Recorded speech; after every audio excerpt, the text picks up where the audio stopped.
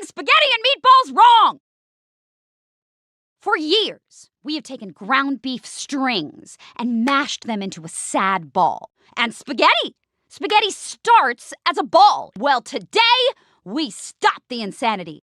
I present to you Meatgetti and Spag Balls! Hey, what's up guys? Welcome back to Binging with Babish, where this week we're taking a look at the Meatgetti and Spag Balls from American Dad. Also this beautiful new Babish walnut cutting board and teak rolling pin available today on Amazon. Link is in the video description, and I'm doing a giveaway at the end of this episode. Now for starters, for our Meatgetti, I'm going to make a very basic meatball recipe. Half cup each, breadcrumbs and buttermilk, 1 large egg, 1 teaspoon oregano, half teaspoon garlic powder, half teaspoon dried basil, and a half teaspoon onion powder, tiny whisked together to make a panade, which along with some kosher salt and freshly ground pepper is both going to season and keep our Meatgetti moist. Add 1 pound ground round, mash that together by hand until it's homogeneous, cover with plastic wrap and fridge for at least 1 hour, after which time we're going to pass it through a medium coarse plate in a thoroughly chilled meat grinder. This is going to bring us closer to a smooth hot dog-like texture. Cover this, chill it for another hour, and then pass it through again.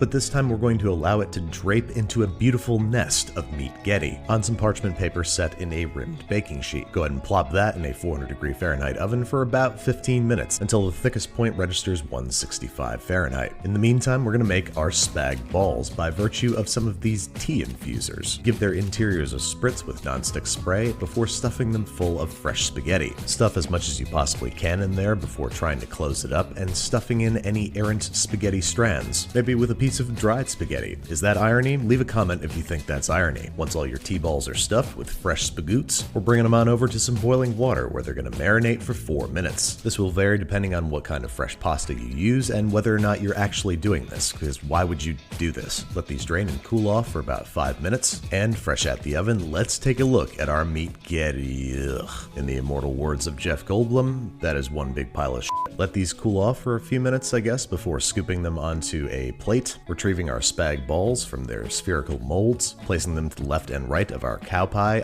Meatgetti, and hitting them with a little bit of your favorite tomato sauce before digging in. Let's start with a couple strands of our Meatgetti, which surprisingly didn't merge into one Cronenbergian mass, which I'm happy to report tastes an awful lot like a meatball in spaghetti form. The spag balls are frankly ridiculous because as soon as you try to cut them open, they explode, and with slightly overcooked exteriors and slightly undercooked interiors, they make about as much sense as an asshole on your elbow, but it is kind of cool to grab one and eat it like an apple. That being said, as you can imagine, I think we can do a whole lot better. I'm going to start by attempting to spiralize a summer sausage, which failed miserably, so I turned, as I so often do in these situations, to chefsteps.com, where they have a method for making noodles out of chicken thighs using a little gastronomy. I'm not sure how well that's going to translate to meatball mix, but that's what you guys pay me the big bucks to find out. We're starting with the same meatball mix, into which we're going to emulsify 1 cup of beef stock, pouring it slowly into a food processor while it runs with our meatball mix inside. Then we're going to add 8 grams of Activa RM, a kind of transglutaminase or meat glue, and 0.15 grams of sodium tripolyphosphate, a water softener, which we're going to mix together with a teaspoon of kosher salt to act as a dispersant. Add it to the food processor while it's running to disperse into the meat, and hopefully this is still safe for humans. But even in finely ground beef like this, there are still loads of fiber-like connective tissue, so we're going to painstakingly press it through our finest mesh sieve, after which time we should be left with nothing but a wet mass of meaty threads. Go ahead and throw that away so we can harvest the delicious threadless paste, which we're going to throw into a vacuum sealed bag, seal it under low pressure, and then we need to press it out to a uniform thickness, preferably with something super heavy and balanced and well built and handsome, maybe like the 24 by 16 solid walnut Babish cutting board, available now on Amazon.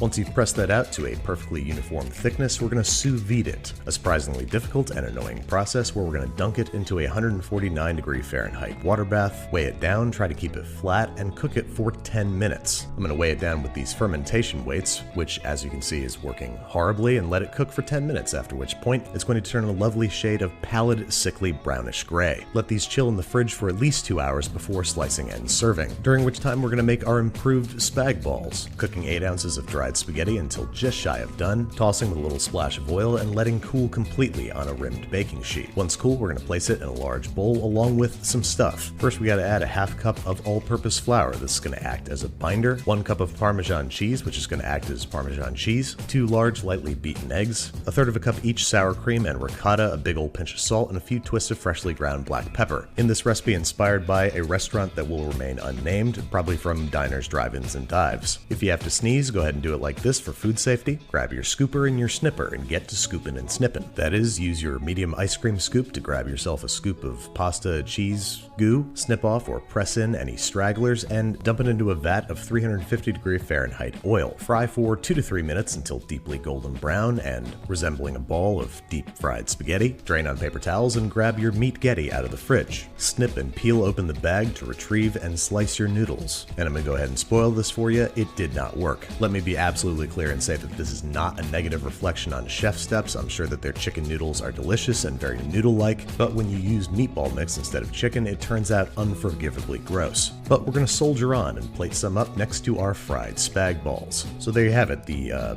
improved meat Getty and spag balls. Let's start with some of our meat Getty. Just a little taste.